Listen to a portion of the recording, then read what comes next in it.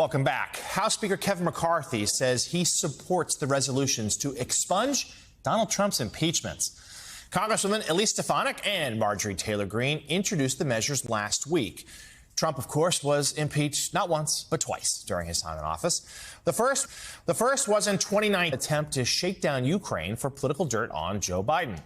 Trump was then impeached again in 2021 for his actions ahead of and on January 6th and the insurrection. McCarthy told NBC News that Trump should never have been impeached, citing the Durham report, which raised questions about the FBI's investigation into the Trump campaign's ties with Russia. Take a listen. Mr. Speaker, we stand on the proposal by Ms. Greene and Stefanik on expunging from the record, and is that something the House should really be doing? Well, this is great. This is a great question because now we find out with Durham and the others that the impeachment never should have happened. We find when Durham came. What way does Durham indicate the impeachment shouldn't have happened? Exactly what he said. That they said they shouldn't have gone forward with it based upon the information that they had. That they knew the information wasn't true. Donald wasn't impeached on anything related to Durham. He was impeached on Ukraine, and he was impeached on January 6th. So nothing to do with Durham. Now calm down. They started at the very beginning. Okay, are you done asking questions so I can answer? Because you're asking, he asked the question, you both interrupted in that basis. So I answer all your questions all the time, but don't interrupt me when I'm answering, okay? Is that a fair way to principle that we can deal with each other? Okay. So, when you find out what they moved impeachment to intent, they accused the President Trump at the very beginning of Russia collusion.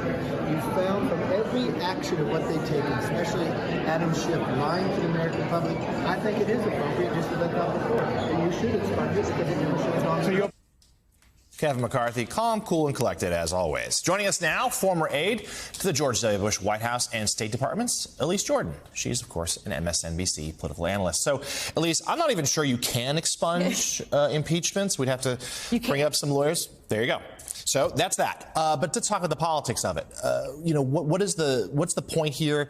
And is this going to win the Republican Party a single independent vote next year?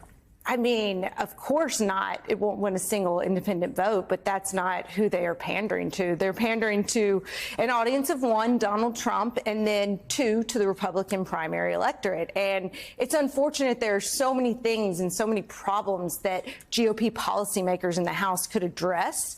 But instead, they're wasting time on just this. It's just a show. It's just a farce, and it's stupid and a complete waste of time. Yeah, it's hard to imagine this going much beyond a headline or two here. But it does, to your point, show just the tightness still, the grip that Trump has on this party. And we looked at some poll numbers a little earlier on the show that since the second indictment, this one, the federal indictment, his popularity among Republicans has only gone up. His lead over DeSantis has only grown.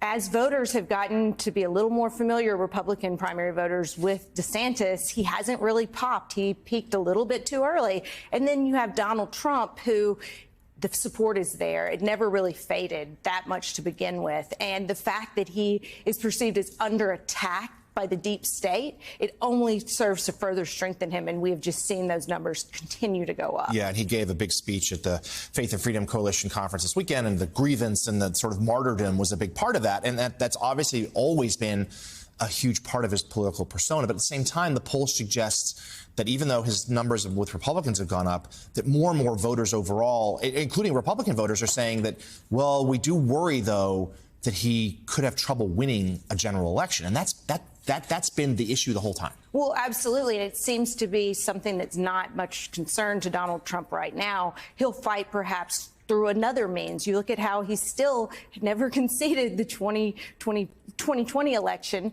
He very well could just make this scorched earth and just make this all about sowing distrust among the electorate about the validity of any election result and depress vote turnout. There's a lot that could be done. File so many lawsuits that it just overheats the tenor so much that you look at Republican voters who are already distrusting the system because of what Donald Trump has purported over these last couple of years, they really aren't going to trust the system if he goes fully scorched earth. So the poll suggests that he and President Biden are in a tight race. Biden's slightly above in a potential general election matchup. The White House is trying to do something pretty clear here, subtle but clear, and they're just kind of keeping their head down. The president, they've announced a week's worth of economic events, including a major speech in Chicago on Wednesday. They're also, of course, subtly pointing to the situation in Russia, saying, hey, it's been President Biden's leadership on the world stage that helped create this chaos here. Can you imagine what it would be like if Donald Trump had been in charge? Do you think this is the right approach here for the Trump White House at this moment in the campaign?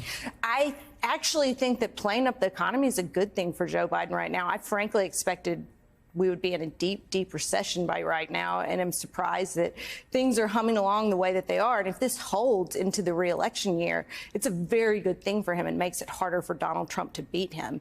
You go back to our voters also going to be reminded of just the general chaos of Donald Trump, and that was one of the reasons that you saw some independents shift back to Biden, and we're going to see just full-on chaos from now until 2024. And just like in 2020, that poll suggests voters who kind of dislike both candidates are still breaking for Biden, and that could be the difference. Elise Jordan, stick around for Morning Joe. Thanks for being with us this morning.